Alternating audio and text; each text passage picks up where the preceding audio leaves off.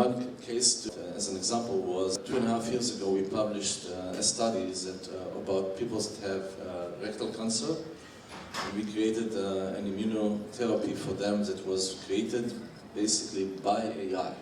In other words, we provided the different permutations. AI came with several solutions, quite a few of them.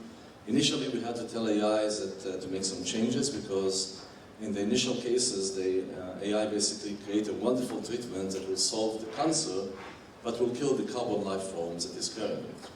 So we had to tell AI, we actually do care about the life of the carbon life form. Please don't kill our patients. I had to change the model, but eventually we came to models, and then a novel idea came from the AI on something that we did not foresee. We did tests initially, of course, it was all in simulation, it worked well, then we tried with real mice, moved to actually to people.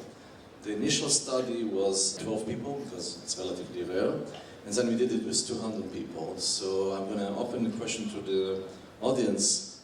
Out of the total populations that we tested the drug on, what do you think, how many do you think percentage-wise got full remission, totally cured?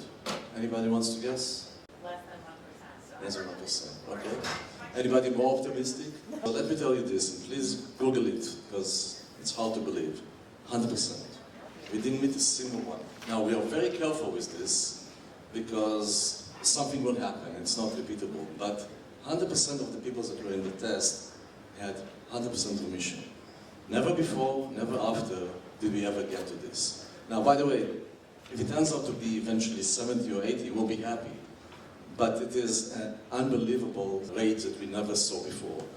That's part of this. Now, the second part of it is de facto that saves about 10 years of research because we use the simulations first, rather than have 150,000 permutations going against 150,000 mice. So that is a real game changer. Now, one of the things that is important to understand is that to get to that, to do all the genomic sequencing, to do all of the cell splicing and the understanding of the protein, it takes a huge amount of compute power to do that. So we have a pretty large GPU farm.